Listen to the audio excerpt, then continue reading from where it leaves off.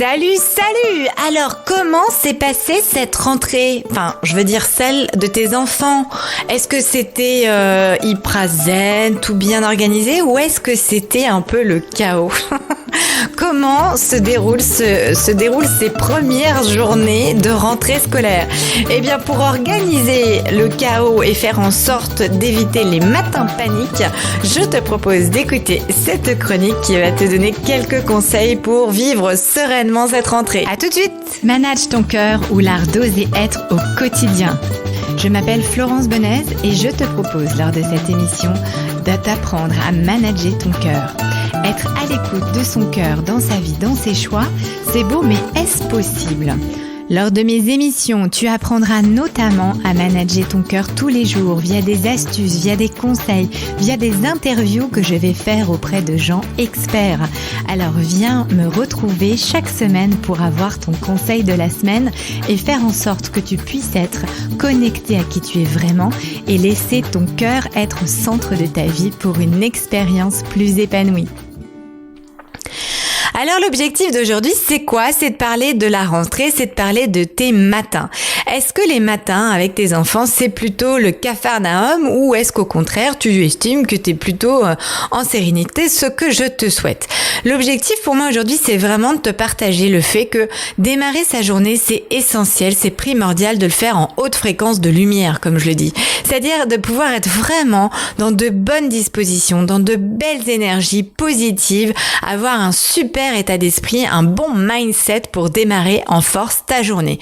Que ce soit toi pour ton travail, que ce soit tes enfants pour leur journée d'apprentissage, c'est important de démarrer la journée du bon pied. Alors les matins, pour éviter que ce soit la panique à bord, eh bien, il faut organiser un petit peu ce que je dis, organiser le chaos. Et pour cela, je te donne 3 conseils. Première chose, il est impératif que tu puisses organiser un genre de planning. C'est-à-dire que dépendamment de l'âge de tes enfants, évidemment, on n'a pas les mêmes besoins entre 0 et 5, entre 5 et 10 et ensuite dans la période adolescente. Pour autant, c'est important que l'enfant, à n'importe quel âge, et tu vas changer de méthode suivant l'âge de tes enfants, bien de lui expliquer comment ça va se passer. D'abord, à quelle heure on se réveille. Donc, je t'invite à faire une checklist de tout ce que tu dois faire, de tout ce que ton enfant également doit faire le matin et ce, dans quel ordre. Et finalement, de se dire, tiens, ça prend combien de temps, ça prend combien de temps. T'as des enfants qui se lèvent super rapidement, qui sont tout de suite très réveillés, T'en as d'autres qui ont besoin d'un peu de temps. Alors peut-être que t'en as un qui a besoin de temps, puis l'autre qui est assez vite réveillé. Auquel cas, il va falloir trouver une espèce d'harmonie, une espèce un rythme qui puisse convenir à tout le monde et donc peut-être changer l'heure de réveil pour les uns ou pour les autres. Donc cette checklist-là et le temps que tu vas, comment dirais-je, décider qu'il te faut pour chaque item, eh bien, tu peux le faire avec ton enfant. Pose-lui la question. Tiens, on doit faire quoi le matin? On doit se réveiller, ok, on doit prendre le petit déjeuner, ok, après on doit se brosser les dents, ok, après on doit s'habiller, ok. Enfin bref, tu vois, chaque finalement étape du réveil, enfin de l'organisation du matin, tu la décortiques et tu le fais avec ton enfant.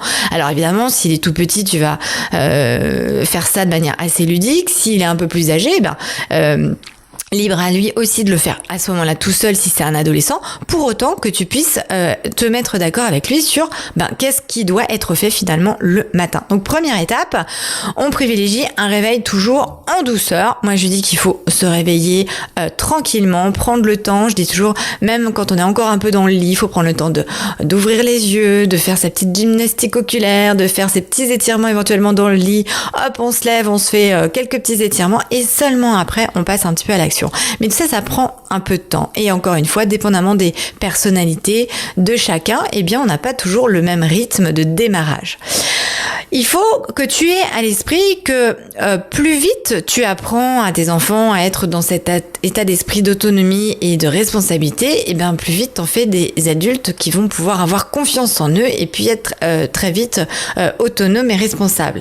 Donc en revanche, toi parfois tu as une idée très précise de ce qui est à faire et ce qui doit être fait, mais là où le bas blesse, c'est qu'on est-ce qu'on communique assez aux enfants par rapport à ça? Peut-être pas. Et c'est là qu'il faut faire un petit effort. C'est pour ça que c'est important de décortiquer. Toi, tu as déjà ton planning presque de fait peut-être dans ton esprit, mais ton enfant ne l'a pas. Et c'est important de pouvoir anticiper les choses avec lui. Finalement, c'est comme avec une équipe. Donc, deuxième chose, pour que ce soit un peu plus ludique, et là c'est peut-être plus pour les petits, c'est d'utiliser le jeu. Donc, de s'habiller en s'amusant, par exemple, de mettre, tu peux utiliser un petit sablier pour dire que hop, il faut vite qu'il s'habille avant que le sablier soit complètement écoulé.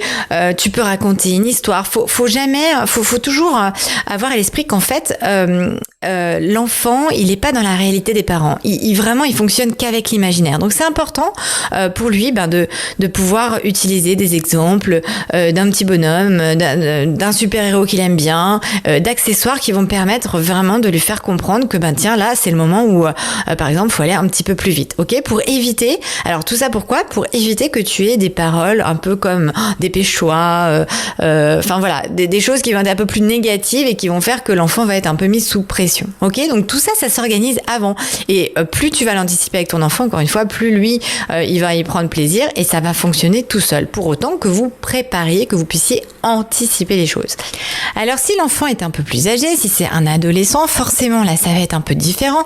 Tu vas pas forcément utiliser le sablier ou lui raconter une histoire, mais là pour le coup il y a plein de choses qui peuvent aussi plus parler à un adolescent. Donc déjà il va falloir que ce soit lui qui s'organise un petit peu. Peut-être que la musique le motivera, peut-être que un réveil particulier qui lui permet de se réveiller un petit peu en douceur et en amont va faciliter aussi le fait qu'il va pouvoir être un peu plus dynamique et réceptif tout de suite. Enfin voilà, il y a plein de choses et là encore, il faut vraiment le laisser être acteur de cela et lui proposer, pourquoi pas, plein d'alternatives, plein d'idées. Puis après, à lui de choisir ce qu'il y a de mieux pour lui pour organiser son matin, mais en étant ludique. Alors avec les ados, ce qui est super aussi, parce qu'il y a une période, il paraît, il y a une période où effectivement, je dis il paraît parce que moi j'ai une ado, mais tu vois, j'ai la chance qu'elle soit quand même relativement souriante. Mais il y en a certains qui font un peu la tronche. Et donc, pour cela, je te donne une astuce. C'est qu'avant de partir au collège, tu les forces finalement à se regarder dans le miroir et à faire un grand sourire Colgate, tu vois. Et là, lorsque tu fais ça, en fait, ton corps, il sécrète de la dopamine. Et donc, forcément, ça change ton état d'esprit. Ça change tout de suite ce que tu ressens à l'intérieur. Et ça, c'est complètement physiologique. Donc, petite astuce, voilà, hop, le sourire Colgate avant de partir, ça permet vraiment de démarrer sa journée du bon pied. Pour terminer, ce que je voulais te dire, c'est que c'est important de responsabiliser l'enfant, de vraiment lui permettre d'être acteur et de reprendre finalement de reprendre son pouvoir personnel, comme je le dis, mais de pouvoir finalement s'auto-discipliner, s'auto-engager, s'auto-responsabiliser par rapport à tout cela, pour que toi, tu puisses aussi faire ton rôle finalement de guide, de chef d'orchestre, sans forcément subir finalement tes enfants. Et donc pour ça, ce que tu peux faire pour des enfants qui sont un peu plus difficiles ou avec qui il peut y avoir un peu plus, soit c'est des enfants un peu plus rebelles, soit ils sont un peu plus capricieux, bref, pour le coup ça va être de donner des choix. Voilà, je te donne soit on fait ça, et dans tous les cas à ce moment-là, à cette heure-là, moi je vais partir. Et par contre quand tu fais ça, faut vraiment aller jusqu'au bout de ta démarche. C'est-à-dire que quand tu mets l'enfant face à un choix, de fait, face à deux choix un choix qu'il va faire, mais tu lui offres deux possibilités. De fait, il va falloir qu'il assume en fait derrière les conséquences. Donc si ça implique que, je sais pas moi, que derrière il est en retard et que il se fasse disputer, voilà, c'est tout. Toi t'assumes quelque part, il va y avoir un mot, mais ce sera à lui d'en assumer les conséquences par rapport à son action, parce que finalement il a choisi. Ok ?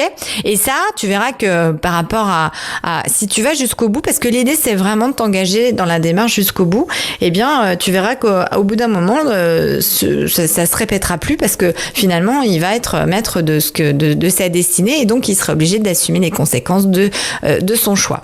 Donc voilà. c'est important dans cette organisation-là aussi de savoir poser des limites.